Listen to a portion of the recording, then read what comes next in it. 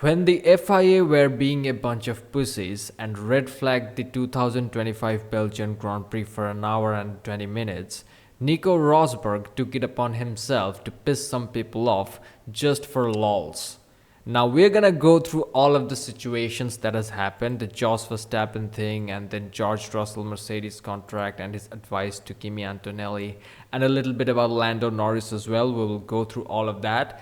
It's very entertaining and rude not to appreciate the genius of the Monaco-based YouTuber. But first thing I want to say is that this guy needs to get back on the grind and start posting shit on his YouTube channel. We need these type of breakdowns and amazing unfiltered insights that Sky Sports F1 is too pussy and too stupid to talk about. So we need Nico Rosberg back on the grind. Whatever things he is doing, he doesn't need to do. He can make the money from YouTube and sponsorships. He's rich. I mean, he doesn't even need the money.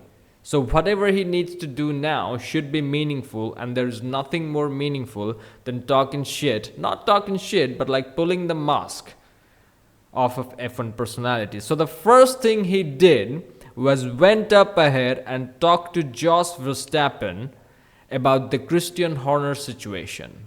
So Martin Brundle is talking to Jos Verstappen about the weather and the changes at Red Bull. He's being very courteous about it, and then Nico Rosberg comes in, rips off the band-aid. Let's hear how the conversation pans out.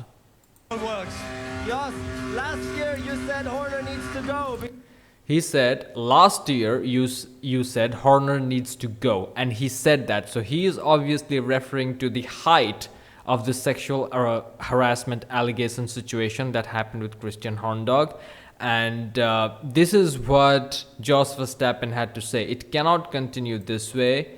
The situation is not good for the team and is driving people apart.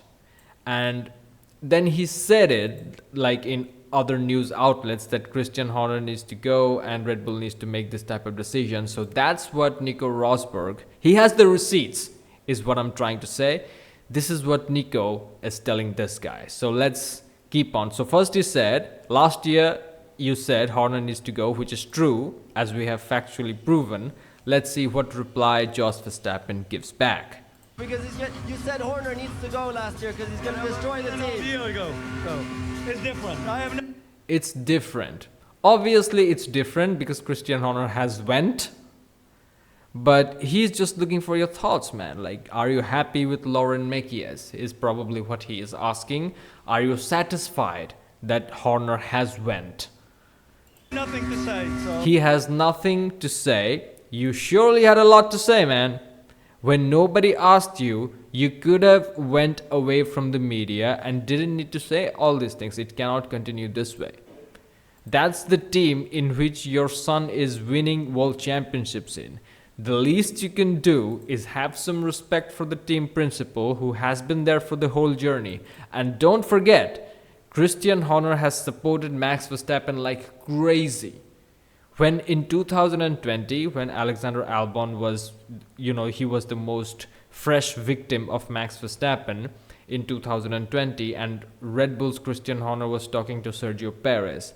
And he clearly said to Sergio Perez that we are running two cars because we have to, otherwise we'll just race with Max. He literally said that. And Sergio revealed it in this recent Mexican podcast. I made a whole video about this. So Christian Horner supports Max Verstappen massively in the team, and you cannot deny that that did not contribute to Verstappen's success in Formula 1. So the least you can do is not give this type of situation when Christian Horner demonstrated a moment of weakness.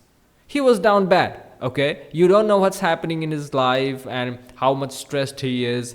Like when you're traveling with the team, you are together a lot, 12 hours a day, solving complex problems, working very, very hard. I mean, things just happen.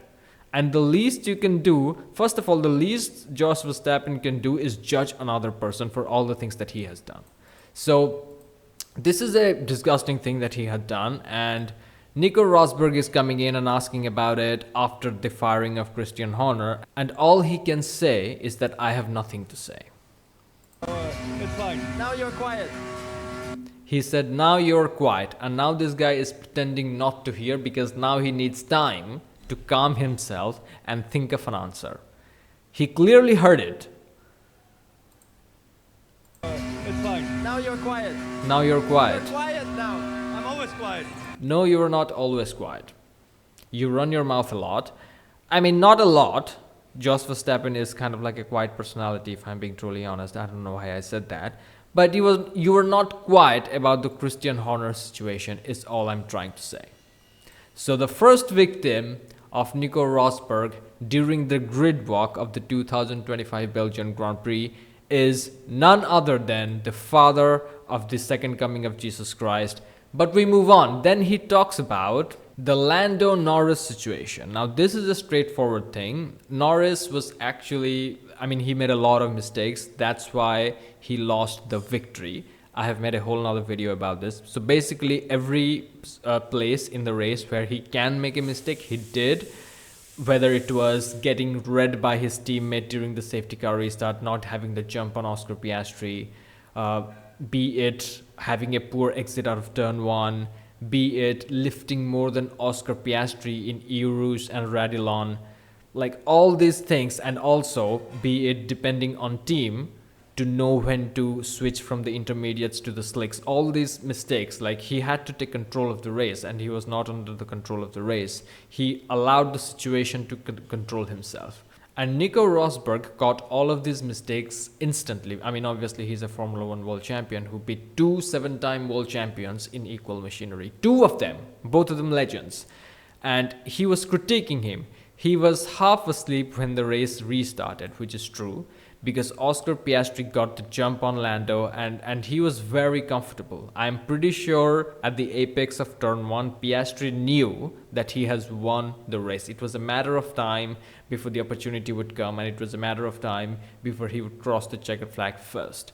So he was half asleep when the race restarted, and later on he made 3 more mistakes. So what are the 3 mistakes that he's talking about? So the first mistake is not having a good exit out of turn 1. That's one. The second mistake is being too dependent on the team to know when to switch tires. Had he taken control of the situation, he could have pitted even before Lewis Hamilton, because that was the right period of time to do it. And he wouldn't have lost 7 to 8 seconds to Oscar Piastri, or he could have forced the team to double stack. Let me back up a little bit. Charles Leclerc is 10 seconds behind. I can go ahead and lose less time if we just double stack. He could have done. So that was the second mistake. And the third mistake that he made was, going off here and there. He lost 1.2 seconds in one, 0.7 seconds in another. So almost a total of 4 seconds was lost by just going off and locking up here and there. So he made these 3 mega mistakes, the kind of errors a Hamilton or Verstappen simply wouldn't make. And he's right. If you're fighting for world championships, you cannot make these dumb mistakes. You cannot let yourself go to the circumstances. You have to take control of the situation. You cannot get read by your teammate. He was half asleep. He's right. And then the mistake getting out of turn 1 and then not taking control of the pit stop situation, forcing the team. Why did you do 7 kilometers more on a dry track on worn out intermediates and did not force the team to double stack? You would have lost 4 seconds or 5 seconds max as compared to 8 seconds. And then if you have lost only 4 to 5 seconds, you could be right behind him on the same tires and at least put on some pressure. Have the similar level of pace and you'll be behind, so you'll have the advantage of the slipstream, and the McLaren is already a very stable car around the corners, so it'll be fun. But you didn't do that, and the final thing is going off here and there. So he cannot make these type of mistakes if he wants to win a world championship, and he is right. The type of mistakes a Hamilton or a Verstappen, championship level caliber drivers, simply wouldn't make. All this while McLaren boss Zach Brown is standing right next to him. Rosberg, undeterred, turns to him cheekily. You saw that too, didn't you? And this is a very valid question for Zach Brown, because he just loves to go around and say that we got the 2 best drivers in the world. You don't, Zach. You don't. Your drivers don't have an opportunity to test themselves. Last year you did. Last year one of your drivers tested himself against a Verstappen And we all saw how that went. It was not a pretty look for your team. You had the fastest car for the majority of the season, and you still lost the Drivers' Championship by 62 points. Like, that's a serious thing. Like, you should be ashamed. Lando should be ashamed if he is not already. And currently, he is getting beaten by Oscar Piastri, who has 4 years less experience in Formula One. Like, if you look at how the season has panned out for the first 13 races, a driver with 4 years less experience in Formula One is beating your star driver. So, and also Oscar Piastri, we have seen moments of weakness from him compared to Max Verstappen. Max Verstappen's aggression and the way Verstappen pushes to drive outside the limit of the car very comfortably for lap after lap after lap and without making any mistakes, especially in the Belgian sprint, that was not the true pace of the Red Bull. I don't know how Verstappen drove that car, in that performance window. So Piastri is not on that level. So when Zach Brown travels around the world and tells people that we have the 2 best drivers in the world, Nico Rosberg gave him a reality check. Like, one of the best drivers in the world, and you claim that Lando Norris era has started in 2024, when you said that you have the 2 best drivers in the world, that guy was half asleep when the race restarted. And later he made 3 more mistakes. The kind of errors championship level drivers do not make.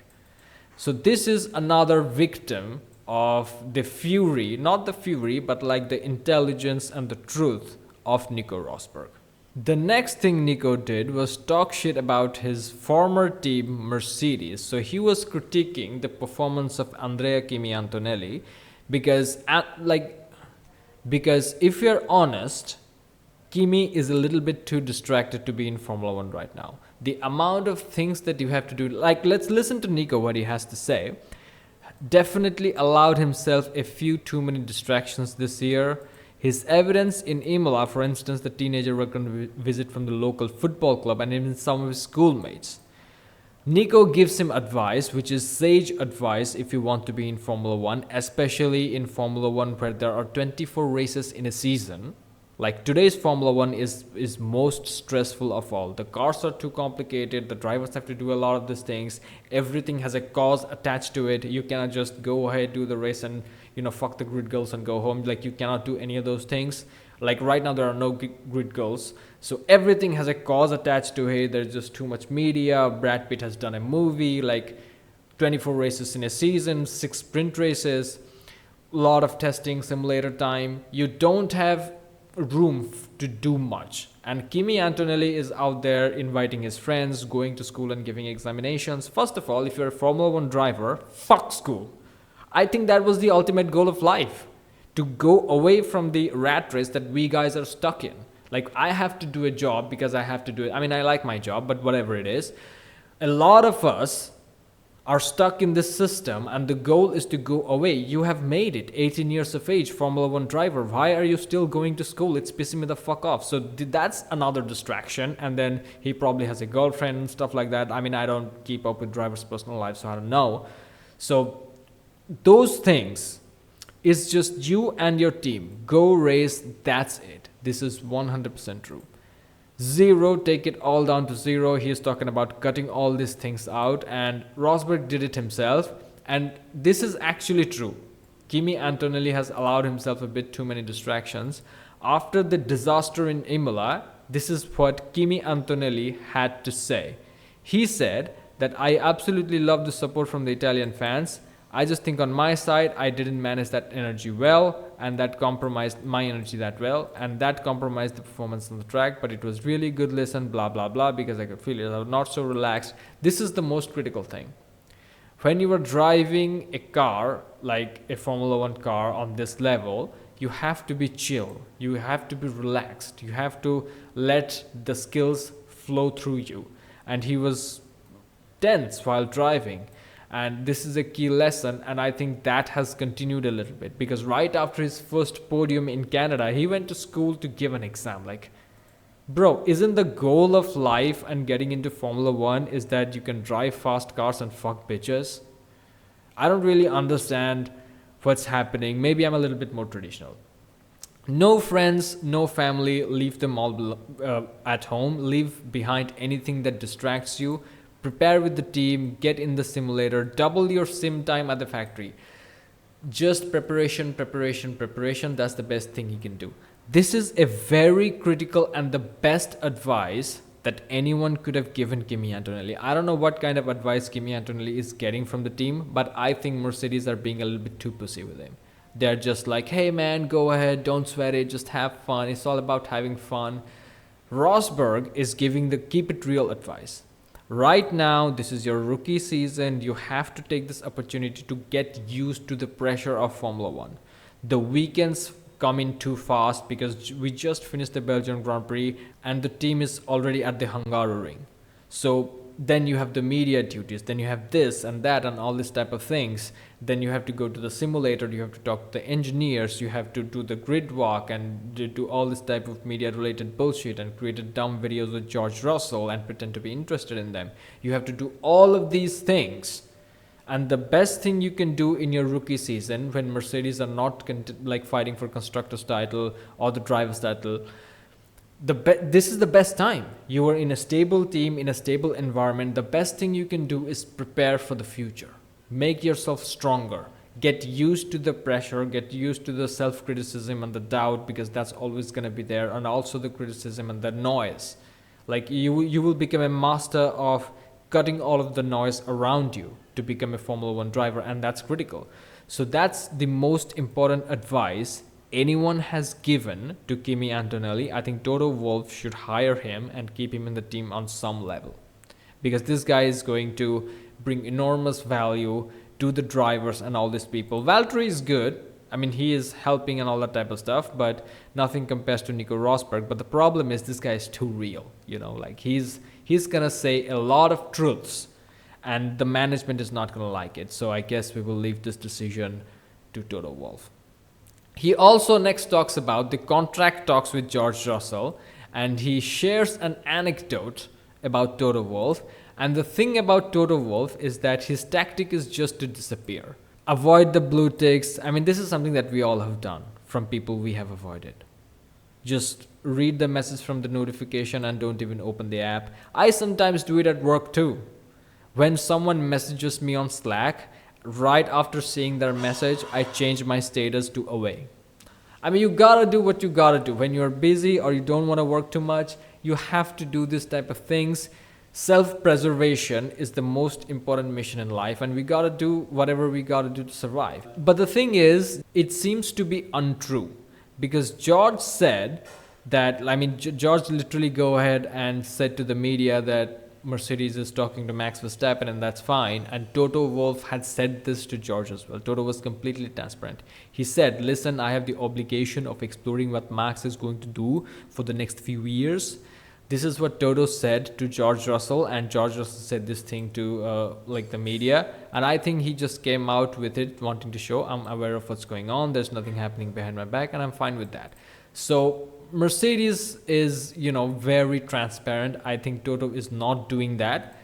And first of all, if Toto is doing that, disappearing in the middle of this financial negotiations, Toto is lucky that he's in the Formula One business and not in the fighting business. Because if he was managing like a UFC fighters and mixed martial artist and he just disappears in the middle of a contract negotiation, he's getting kicked the shit out. Like, he wouldn't last that long. I think Toto used to disappear with Rosberg during that period because there was a lot of tension in the team.